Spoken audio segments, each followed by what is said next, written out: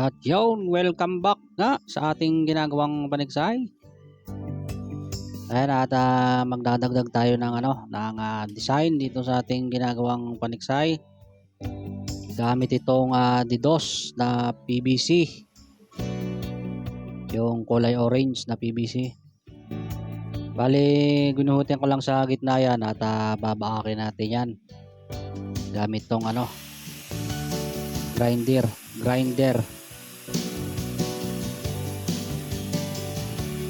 Ayan, at simulan na nating biyakin. Para nga pala dun sa mga gustong sumali dito sa ating pamigay na ito ay huwag kalimutang mag-subscribe sa aking channel at pakihit yung notification bell para updated kayo sa update nitong ating ipamimigay. At yan nga guys, kapag nabaak na natin itong PVC ay dadarang naman natin to sa apoy para ito ay lumambot at mapalapad natin. At yan ay gagawin nating pangilalim dito sa ating ginawang kulata ng ating panigsay.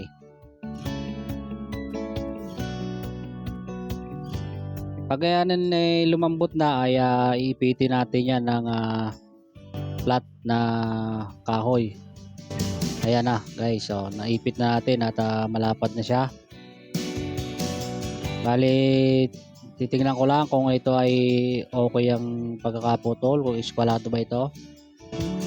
At parang okay naman. Kukunin natin yung pinakang gitna nito, yung pinakang sentro nito at ating guguhitan dahil yan ay paiinitan ulit natin at huhubugin natin yan ng parang letter U para yumakap siya dun sa ating ginagawang kulata.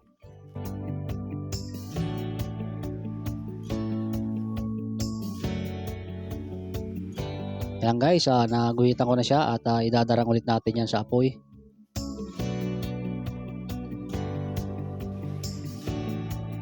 Hintayin lang natin yan na lumambot at pagka yan ay malambot na, gagamit tayo ng ng tubo. Yan, ganyan tubo at medyo ipaiikutin natin ng konti yung PVC na yan para humubog dyan sa tubo. Para parang letter U ang style niya at para yumakap siya dun sa ating ginagawang kulata.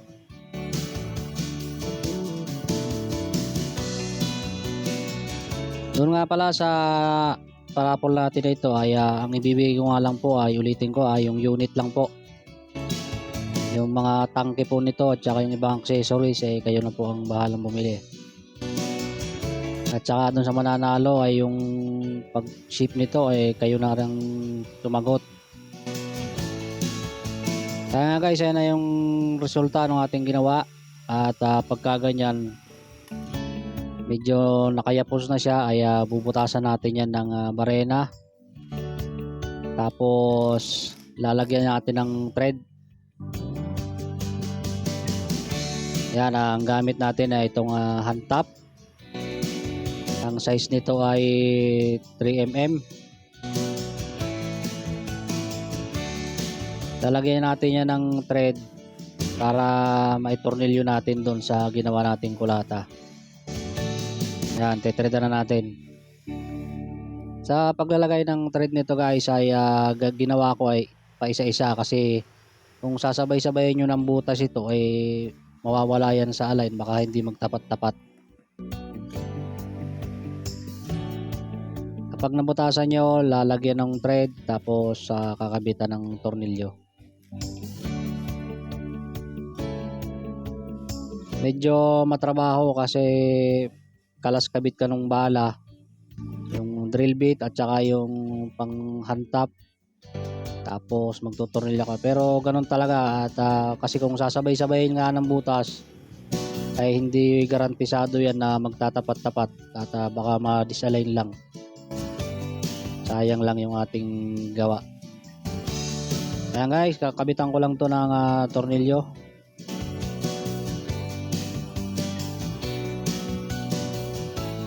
At kapag nahigpitan na natin ay doon naman tayo sa kabila, sa may parting dulo. Yan. Magpapalit lang muna ulit ako ng bala kasi hantap ito nakakabit. Nakabit ko tong drill bit. Ang size nga pala nitong drill bit na to ay 332. Mas maliit siya ng konti dun sa ginagamit nating hantap. At yan, kapag bubutasan ulit natin. Tapos kapag nabutas ay ganun lang ulit. Titreda natin gamit yung hantap. At lalagyan ulit natin yan ng tornilyo mamaya.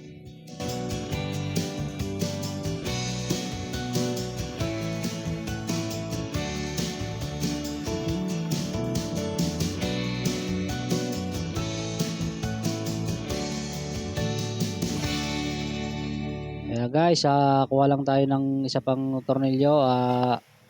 Ano to, stainless nga pala ito na na Allen na mga tornilyo. Tapos higpitan na natin.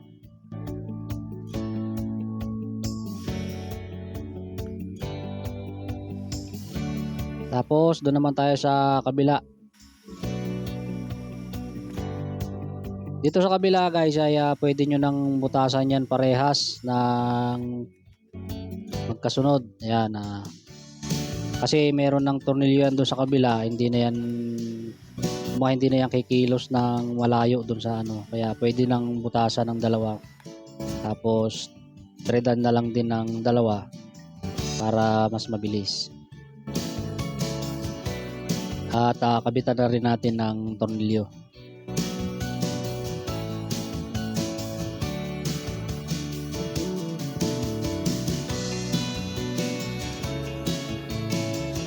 Tapos ay guhitan natin to nung guhit na kapantay nung kanyang pinakang tangke ng CO2. Ayan. Para pantay yung ating design doon sa kanyang pinakang baril. Ayan, mamaya tatabasin natin ulit yan ng cutting disc. Bali, iskwalahan ko lang yan dito sa dulo para pantay yung ating kakabit na design. Tapos lalagyan ko ng konting forma dito sa dulo para hindi naman siya kanto, hindi siya nakakanto. Tapos sa kabila ganun din. Iskwalahan lang ulit natin at lalagyan natin ng konting forma. Yan, yung forma niya katulad lang din doon sa kabila para pagtabas natin parehas sila ng itsura. At yan na guys, kalasin muna natin para makapagtabas na ulit tayo.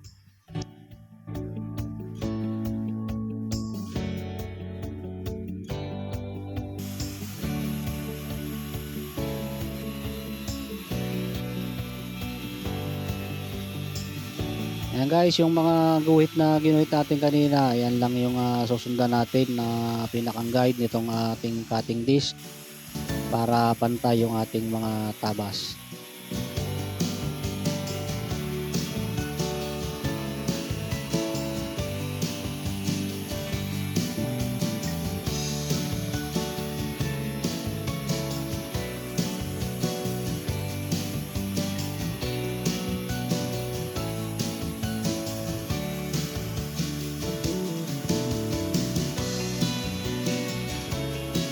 At yan guys, pati yung design na ginawa natin sa dulo ay tabasin na rin natin ang cutting disc.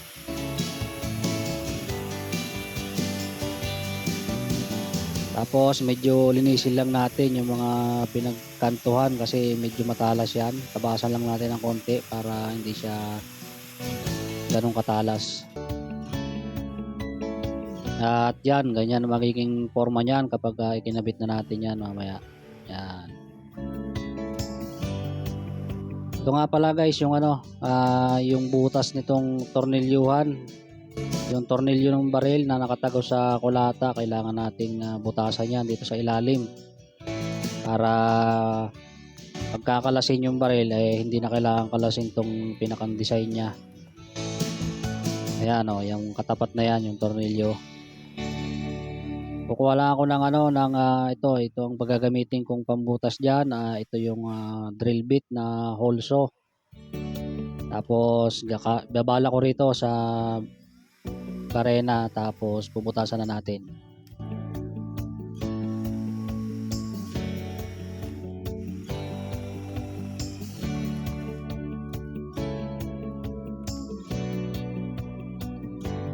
Ayan guys, at nabutas ko na.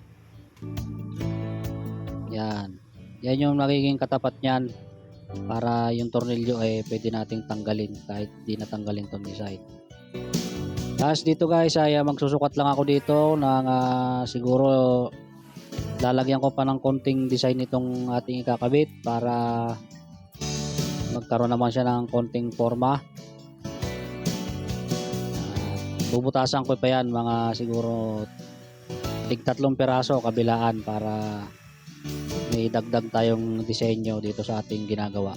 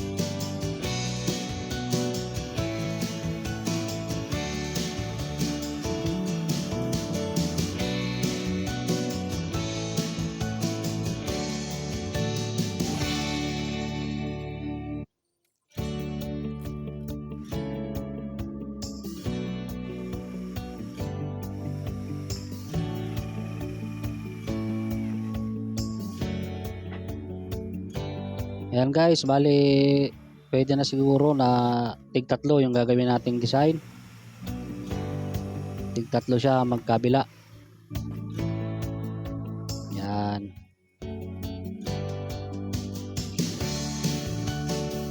O, di ba? Pwede na yan, ganyang design. Sukat natin dito. Yan ang magiging forma niyan. Hindi man siya ganung kagandahan pero pwede na. Siguro dito sa likod na ito lalagyan ko rin ng design 3 butas din. Susukatan ko lang kung saan ko patatamain yung ating ilalagay na design. At siguro dyan.